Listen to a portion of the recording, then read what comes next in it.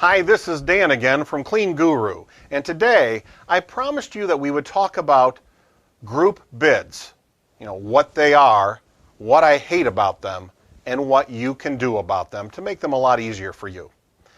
Well, here's the thing. First of all, what are these group bids? Well, generally this is a larger building because what they're doing is they're calling up 3 or 4 or 5 cleaning companies or more and having these cleaning contractors come out to meet them at their building. And then, of course, they're going to give them a tour of the building, hand the handouts out, and then they're going to ask that all these janitorial contractors turn in or submit a proposal or a bid. Well, I understand, for example, first of all, let me say, I understand why they're doing it. Because rather than arrange 6 walkthroughs, which takes a lot of time, this is a one stop, one thing, takes care of all of it. So you give all the information out, give one tour, and they're done. In theory, I understand why they're doing it. But I want to tell you why I hate them, why I hate these group bids, but what I've learned about them and to maybe pass along to you to help out. What I don't like them, for one thing, is, even though I understand logically how it saves some time, I don't like the mindset sometimes that you get when you're there. It's a little bit of a power play. Now, I know they would never admit to this, but it seems like at every group bid I've ever been at, there's a little bit of an attitude. There's a little bit of, oh yes, we have a very large building, and yes, we will deign to show this to you. It certainly has never been my experience that they were ever as warm or as inviting or as personal as when I had my own walkthrough with a person. There was a distance. It was a little bit of a colder environment. That's the first thing. The second thing is just the intimidating nature of being called out to be a part of this. I mean, I'll never forget the stories of going out to these when I was a part of this. And there they are, 4 or 5 cleaning companies, and you're all sitting waiting to see, you know, the king. You're waiting to see the person in charge, the person that has all power. This is how you feel, at least, because they're the person, they're the decision maker. And if you're a smaller company rather, or you haven't been in the business a very long time, well, this can be very intimidating. And you're sitting there with all these other cleaning companies. And inevitably, it always seemed like everyone was kind of jockeying for position. Everyone was trying to look relaxed, trying to look successful, trying to act like it's no big deal. They're used to this kind of thing. Oh, no problem. We're successful. We're doing well. It felt like everyone was trying to give this impression. And of course, that comes up later on, and I'll talk about that in a second. So it can be a very uncomfortable situation, especially if you're a little company or if you're a relatively new company. So anyway, you get this long walkthrough, and then you also get their handouts. Well, you would think that this would be a very informative thing. And they show you around, and they do give you information. But here's the second thing I don't like about it.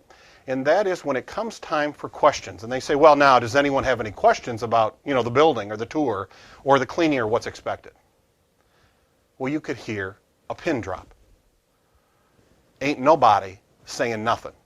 And if they are, it's generally only, if people do ask questions, it's very often the larger companies. They raise their hand and they might ask some question. And they're doing it while all the smaller companies or the newer companies, they're sitting there kind of scared to death, wanting not to say anything, not to ask anything, to embarrass themselves. And I never liked that feeling of feeling awkward about asking information about a bid. Unfortunately, if there's anybody that does need more information, does need to ask questions, does need additional explanation, it's the smaller companies. It's the relatively newer companies. They, more than anyone, probably need more information, and yet the environment in these group meetings makes it very intimidating, and very few questions are asked. So if that's the problem, and it's the way it is, so what can you do about that? Well, first of all, I would say just go in with the right mindset. Understand that you'll be fine. And they asked you out there for a reason. They wanted your input, and they respected you enough to ask you to come out. So they do want you there. Secondly, everyone was a smaller company at one time. So even the larger companies, they were smaller once, and they knew what it took to get to where they are now. So don't feel embarrassed, or try not to feel embarrassed about your questions. Here's the ironic thing. The very question that you might think is a dumb question very often is the question that everyone else is sitting there around there looking at their shoes and not asking but they want to know the answer, but they're too embarrassed or afraid to ask. So if you have a question, for example, a legitimate question about when can you get access to the building? For example, who will be providing the consumable supplies? Will they be providing it? Will you be providing it? Who will be paying for those supplies? Who will be stocking those supplies? For example, when it comes to tile, extra jobs, tile maintenance, stripping and refinishing, carpet cleaning. Now, will those kinds of things be included in the monthly price, or will they be separate? Will they be extra and paid separately, billed separately rather?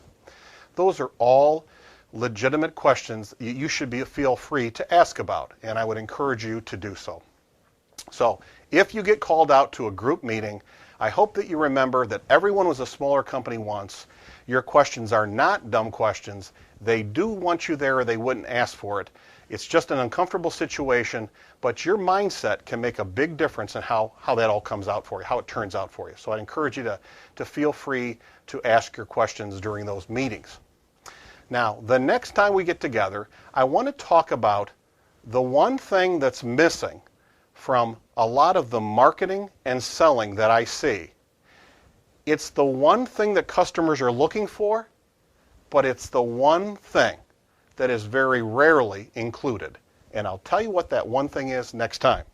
Until then, remember that you can do this. You really can.